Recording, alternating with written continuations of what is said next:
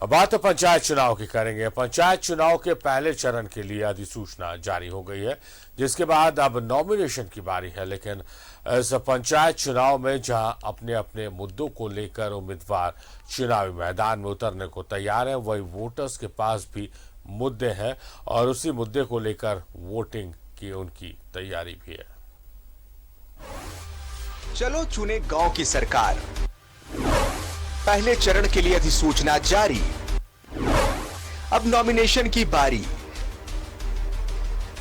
झारखंड में पंचायत चुनाव के पहले चरण के लिए अधिसूचना जारी होने के साथ नामांकन पत्रों की खरीदारी शुरू हो गई है। अपने अपने मुद्दों के साथ उम्मीदवार भी कमर कस चुके हैं। कोई राशन में लूट का मुद्दा उठा रहा है, तो कोई प्रधानमंत्री आवास योजना में गड़बड़ी का आरोप लगा रहा है और इन मुद्दों को उठा रहा है। हर कोई गांव की तस्वीर बदलने के वादे के साथ चुनावी जंग में किस्मत आजमाना चाहता है। गरीब लोगों को प्रधानमंत्री आवास में कमीशन लिया जाता है, जो बंद करना है। गरीब को जो सरकार राशन दे रहा है, उसमें मतलब जितने भी डीलर है कांके प्रखंड, क्या हम अपने पंचायत में तो ही 5 डीलर को सस्पेंड किए हैं, लेकिन आज वही डीलर राशन बांट रहे हैं। मुखिया लोग का उस पर आशीर्वाद है, जो निलंबित हो गया है डीलर, वही डीलर मेरे पंचायत में राशन बांट रहा है। लोहार और लोहरा में सिर्फ ए अल्फाबेट का अंतर है, लेकिन इसके कारण कई लोगों की उम्मीदवारी पर तलवार लटकी है। लोहरा का जाति प्रमाण पत्र नहीं बन रहा है। ऐसे में पंचायत चुनाव के जंग में उतरने को तैयार लोहरा समाज आंदोलन की तैयारी में है, क्योंकि एक सरकारी आदेश ने उसे सामान्य जाति का बता दिया है। लेकिन लोहरा समाज खुद को एसटी बता रहा है। मेरा भी समाज आगे बढ़े, हम यही चाहते हैं, लेकिन मेरा बीडीओ और सीओ साहब सर्टिफिकेट देने से आनाकानी कर रहे हैं। सरकार भी आदेश दे रही है, लेकिन ये लोग अपना मनमानी कर रहे हैं। पहले चरण में 21 जिलों के 1127 पंचायतों में मतदान। पहले चरण में 72 प्रखंडों में 16,757 पदों पर वोटिंग। ग्राम पंचायत सदस्य के 14,079 पद, मुखिया के 1,127 पद के लिए मतदान। पंचायत समिति सदस्य के 1405 और जिला परिषद सदस्य के 146 पद के लिए वोटिंग होगी।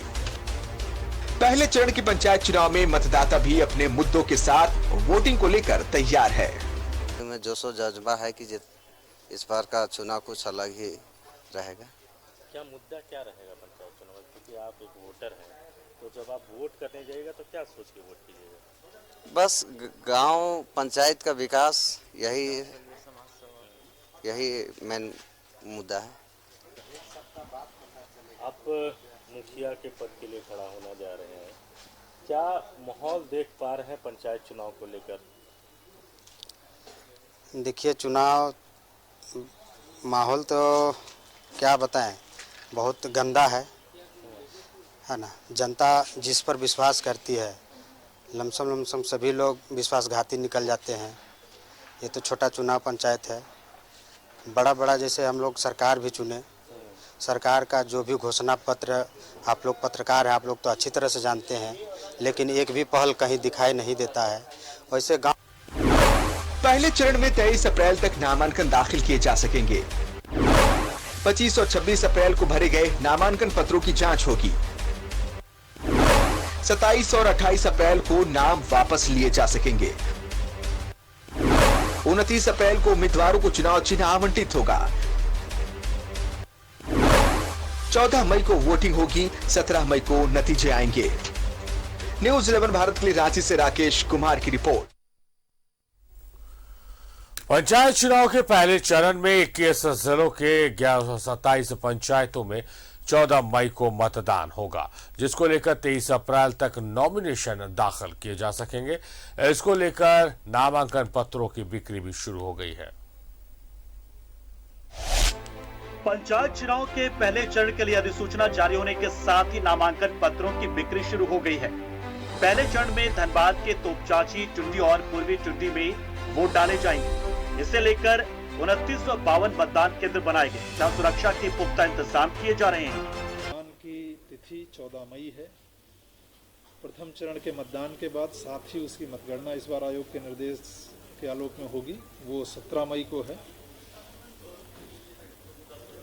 पूरे धनबाद जिले में हमारे पास 4 चरणों में मतदान होने हैं। पूरे राज्य में 4 चरणों में मतदान है और धनबाद में चारों ही चरण में हर एक बूथ पे, प्रत्येक बूथ पर सुरक्षा का प्रॉपर इंतजाम रहेगा। फोर्सेज हम लोगों को बाहर से भी कुछ आने हैं, उसके आधार पर हम लोग फाइनल फोर्स का डेपुटेशन करेंगे, लेकिन हम आपको इतना जरूर सुनिश्चित कराते हैं कि हमारा पूरी तरह सुरक्षित और भयमुक्त वातावरण में शांतिपूर्ण और निष्पक्ष मतदान के लिए हम लोग प्रतिबद्ध हैं और हम लोग वो कराएंगे। वहीं बोकारो के पेटरवार और गोमिया में पहले चरण में वोटिंग होगी। जिला परिषद सदस्य के लिए समाहरणालय में नामांकन दाखिल किए जा सकेंगे।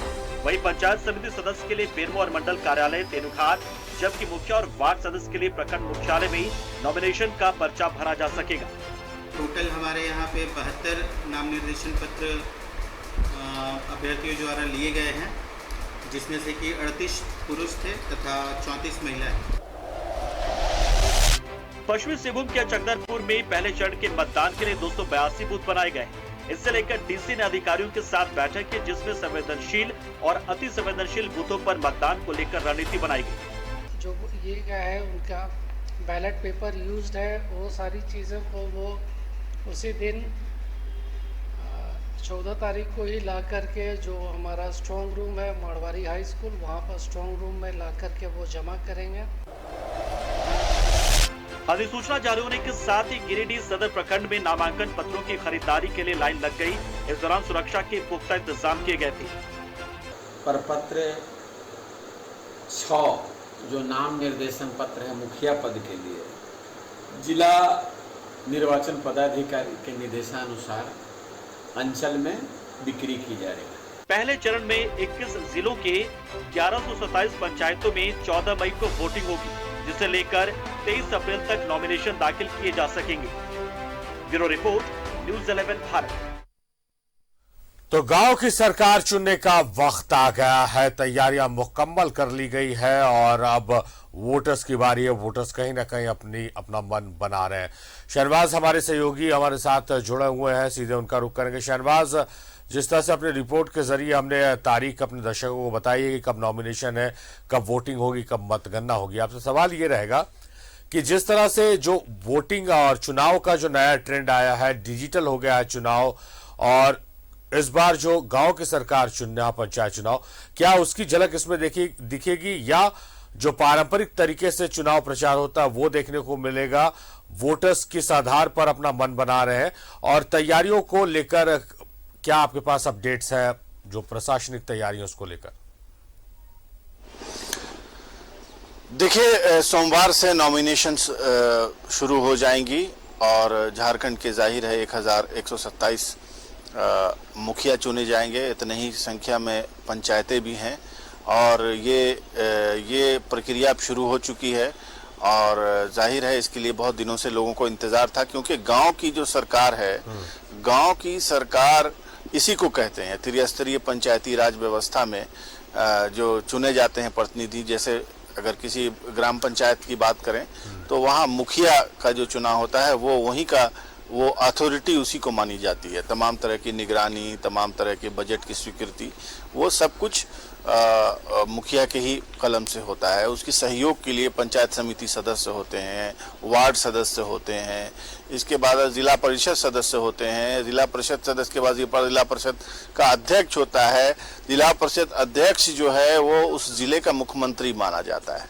उस जिले को अलॉट की गई जितनी भी योजनाएं होती हैं उसकी स्वीकृति देना, उस पर अगर कोई और ज़्यादा फंड की ज़रूरत है या उसको गैर ज़रूरी समझ के किसी दूसरी योजना पर ज़्यादा फोकस करना, ये सब जिला परिषद में ही होता है और वो नीचे जड़ों तक जाते जाते मुखिया तक पहुंच जाता है।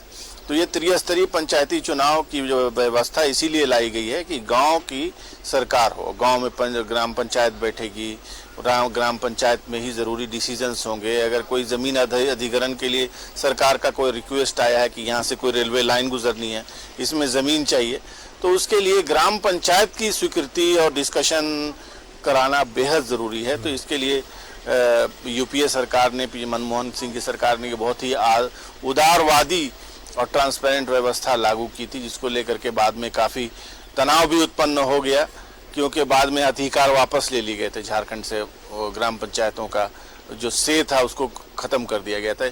इसीलिए विवाद भी बढ़े बहुत जगह, सरकार को जो कोई ज़मीन देना नहीं चाहता था। तो बहरहाल ये सारी चीज़ें हैं। जो गांव की सरकार होती है उसको लेकर के यहाँ की चुनाव की कवायद शुरू हो गई है। हालांकि कोविड पीरियड के वजह से बहुत दिनों के बाद ये चुनाव हो रहे हैं यहाँ पर, लेकिन चुनाव के प्रति उत्साह बहुत है लोगों में, क्योंकि ग्रामीण क्षेत्रों में जो असली जो व्यवस्था है गांव जो सरकार की, वो ग्रामीण क्षेत्रों में ही है। खेती किसानी गांव में ही होती है, हाट बाजार का रेवेन्यू गांव से आता है। लोग जो हमारी जो बड़ी आबादी है वो गांव में निवास करती है। तो कुल मिलाकर के जो यहाँ का जो निर्वाचन विभाग है वो पूरी तरह से सतर्क है।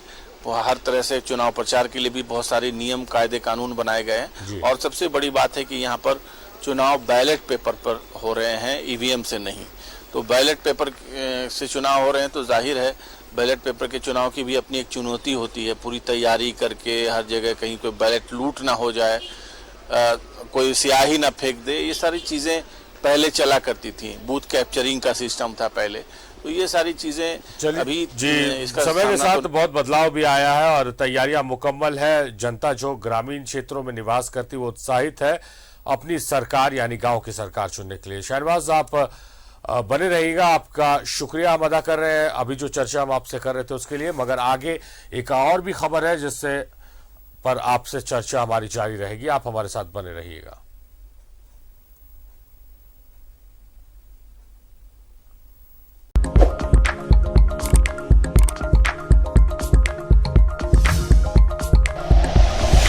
Like and share videos, subscribe करें हमारा चैनल और प्रेस करें बेल आइकॉन। न्यूज़ 11 भारत, सच है तो दिखेगा।